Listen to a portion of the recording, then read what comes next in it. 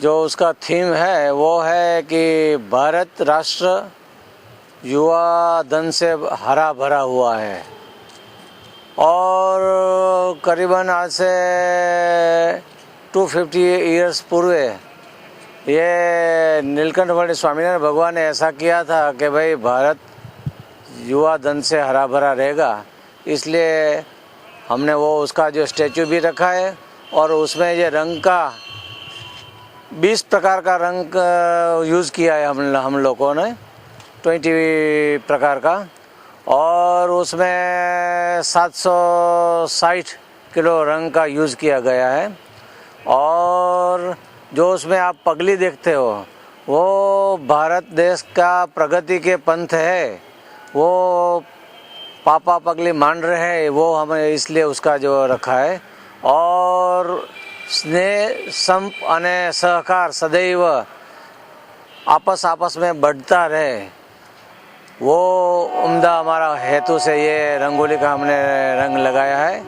और स्वामीनारायण भगवान ने भी ऐसा भी बताया है कि अपना जीवन सप्त रंगों से रंगना चाहते हो तो उसमें निर्व्यसनी होना अवश्य ही आवश्यकता है। और थोड़ा सा शिक्षण का पढ़ना और सत्संग का आवश्यक करना वो आवश्यक ही है। इसलिए जिसके आपके जीवन में आप सुखी रहोगे और अन्यों के भी आप प्रेरणा दोगे सुखी रहने के लिए।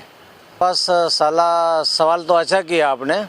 उसमें सरदार की प्रतिमा जो रख गई है वो हमारा ऐसा है कि अखंड भारत का शिल्पी सरदार था। सरदार ने सारे भारत को राजा को एकत्रित करके अखंड भारत का निर्माण किया है, इसलिए हमने सरदार का स्टैचू यहाँ पर रखला है।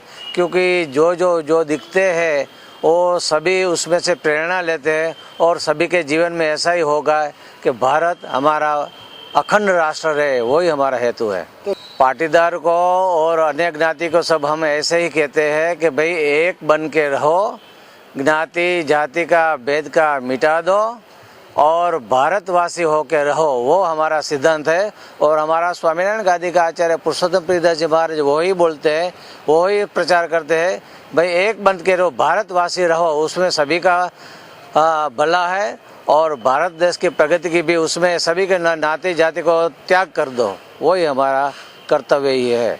वो तो भाई आपका जो सवाल है वह भी मैं भी वैसा ही कहूँगा, क्योंकि जो सरदार को अलग अलग थीम से सब कुछ देख रहे हैं। जैसे कि हीरो में अनेक प्रकार का पल होता है, अनेक प्रकार का कलर दिखाई देता है, वैसे सरदार को सरदार से नाम से सब कुछ चलता ही रहता है। मैं भी सरदार के नाम से करता हूँ, तुम भी सरदार से नाम से करते हो और कई लोग सरदार से नाम से करते हैं।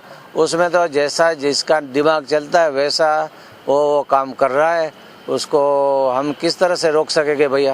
भारत के नक्शे में लक्ष्मी जी के पाँव के दर्शन दिखाई देते, उसका खास रहस्य क्या मानते हैं? हाँ जी भाई, उसका रहस्य यह है कि भारत पहले लक्ष्मी जी की बड़ी भारत देश पर बड़ी कृपा थी और अभी भी आप देखते हो और हम भी देखते हैं, सभी भी देखते हैं, सनई लक्ष्मी जी की कृपा भारत पर हो रही है। और हम भी ऐसे सोचते हैं कि भारत एक आदर्श राष्ट्र बन जाए। और आदर्श राष्ट्र बनने के लिए पहले जो मैं बताया स्नेह संप और सहकार चाहिए, वो ही जो पगली आप कहते हैं वो लक्ष्मी जी की पगली तभी साबित होगी। अच्छा, ओके।